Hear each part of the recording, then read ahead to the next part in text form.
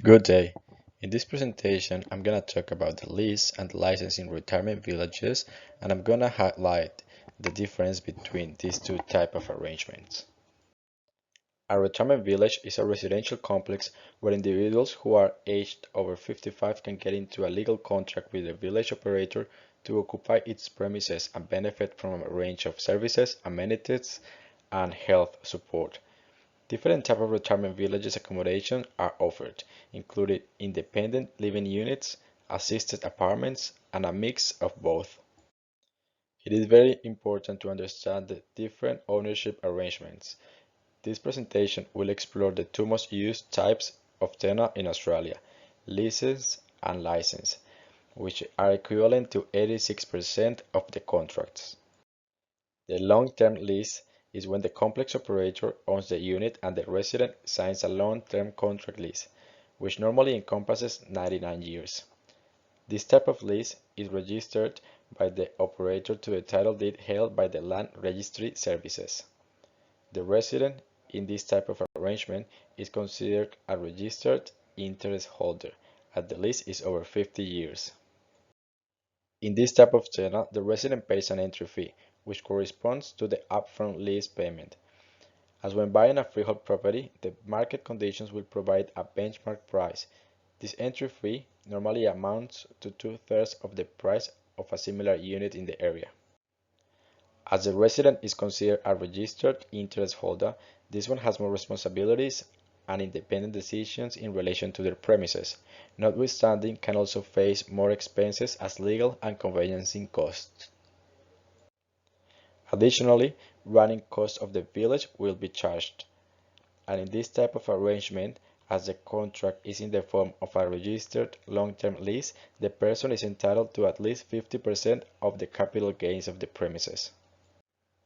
An exit fee is also defined when entering into this type of contract. The exit fee or deferred management fee or DMF helps to pay all the public facilities in the village. This fee will be deducted from the entry fee and depends upon the period during which the former occupant has had residence right in the village. Calculated DMF can be pretty complex. This is because it depends entirely on the terms of the individual contract.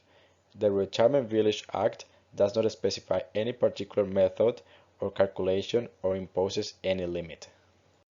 A simple example of DMF is when the amount is calculated as a percentage of the sale price multiplied by the number of the years that the resident lived in the village. In example 1, the DMF is 3% per year. If the entry fee was $300,000 and the resident vacated the premises after 5 years, the operator keeps 15%, equivalent to $45,000 as a deferred payment. The example 2 shows a more complex DMF. The operator sets a deferred management fee of 35% over 4 years, with a different structure, sets 10% for the first 3 years and 5% deducted for the 4th year. License arrangements are particularly used by retirement villages operated by churches or non-profit organizations. The main characteristic is that the type of contract allows the individual to live in the village, but the residents do not own the accommodation nor have a registered interest in it. Therefore, they are considered non-registered interest holders. This means that the person is not entitled to the 50% of any capital gain. In other words, operators do not sell the title of the accommodations. They keep it under the name as their security. This is because if it was the case of selling the title, they would have to pay back to their financial entity the loan that they were provided to build the village. An entry fee in a form of an interest-free loan will be required as well. Additional running costs of the village will be charged. This type of tenant also imposes a departure fee when terminating the license and vacating the premises. Generally, in this case, is deducted from the initial loan between 2.5 and 3.5% for each year the resident occupies the premises, up to 10 years, which means that normally the maximum departure fee ranges from 25 to 35% if the occupation lasts 10 years or more. So, after explaining these two types of arrangements, I'm going to highlight the difference between them.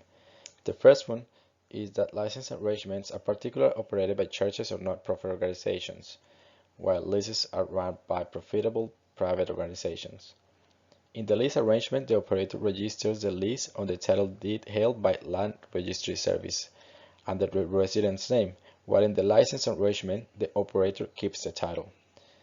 In the lease arrangement, the resident is considered a registered interest holder, as he gets into the long-term lease of more than 50 years. In lease arrangements, the residents are entitled to at least 50% of any capital gain when the property is resold. And last one, the deferred management fee in lease arrangement is very flexible, and each year can have a different percentage. Normally, in license arrangements, the percentage is fixed to at 3% per year for a maximum period of 10 years. So, as I mentioned before, the price is generally cheaper than buying a similar property in the same area. Here is the question if this is a valid comparison. First, because the entry cost is not the full cost.